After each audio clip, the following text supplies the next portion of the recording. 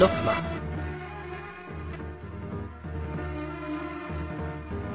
It is narrated from Imam Sadiq that Luqman was granted wisdom not because of his family or his wealth, and nor was he gifted for his physical strength or nice appearance, but for the fact that he was a man of manner who was quite stable and insistent in God's way, and rejected everything which was against God's will.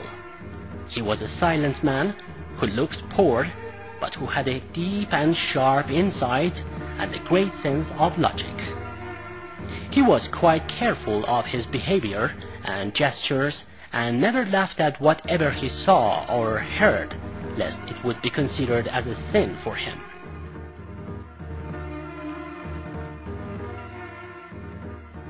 He never joked or get angry with anyone, and never passed two fighting men indifferently. In such cases, he used to stop, talk with them, and reconcile them. He used to have close connections with philosophers and jurisprudence experts.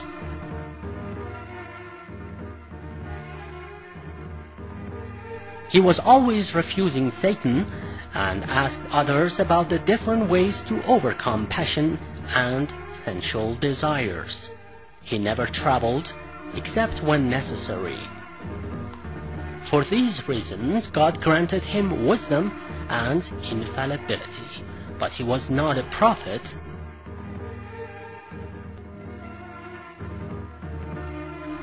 The Almighty commanded a group of angels to visit Luqman in the middle of the day, of course, in a way that he would not see them. So they came down on him.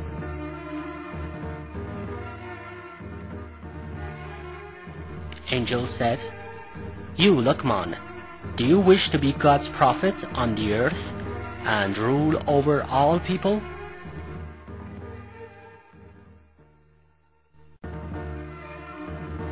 Luqman replied, "If God commands me to be so, I shall listen and obey him, because if he asks me this, he himself will be there to guide me, teach me how to step in the way of salvation, and protect me from committing sins.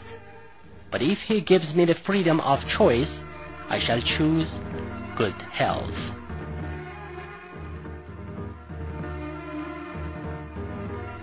Then angels asked, "But why should you do so?" Luqman answered, "For it's too difficult to judge among people."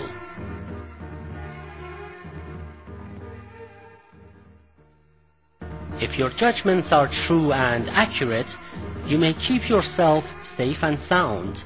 Otherwise, you have not only taken the wrong path to paradise, but also you will definitely lose your life. It would be much better to be a weak and humiliated man in this world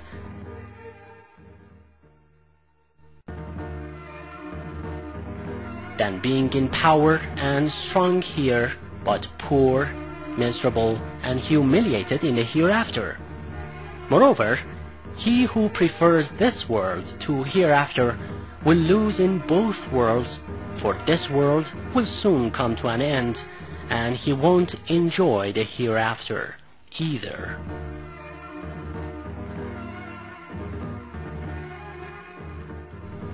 The angels were quite surprised of his wisdom, and the Almighty also found his philosophy and logic satisfactory.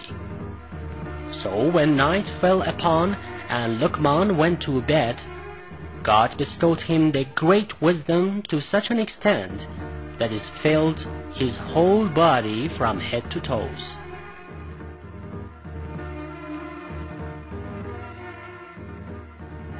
The day after, when Luqman got up, he was the wisest man and the fairest judge of his time.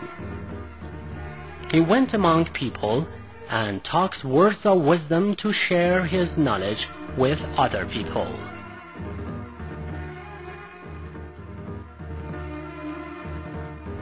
An example of the wise words he told his son are, "O my dear son, From the day you were born in this world, you have turned your back at it and advanced towards the hereafter. The house to which you're heading is closer to you than the house from which you have started out. Keep in touch with philosophers, but never dispute with them. Indulge in the worldly blessings to an extent that they will not be considered a disadvantage for your hereafter. Do know that you should have proper answers for 4 things in God's presence in near future.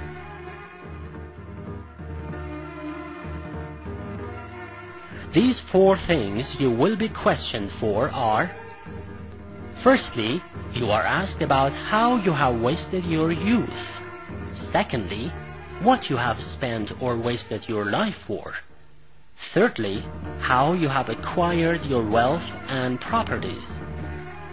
And finally, how you have spent your wealth.